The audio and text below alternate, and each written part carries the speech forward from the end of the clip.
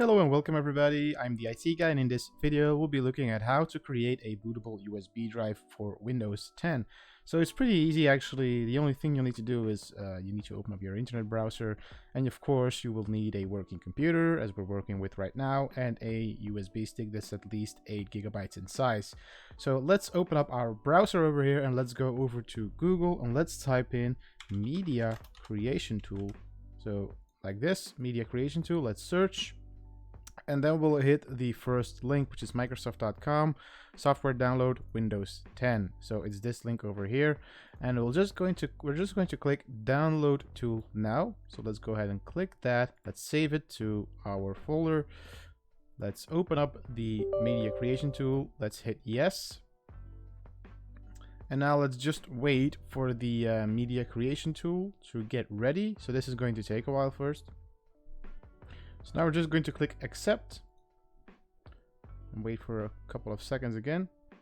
So now we're going to click create installation media and then click next, and then you can select the settings you want to. Normally when you open this up, it's usually the correct version, but if you want something else, if you want the United States version, you can go ahead and select that.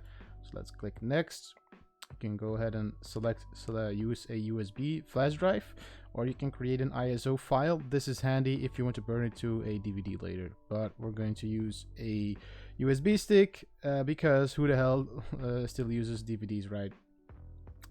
And click next, and then you're going to select the USB stick that you want to use. So in my case, that's the G drive. It should be listed over here. You just select it and then you click next, and then you actually wait for the installation to complete.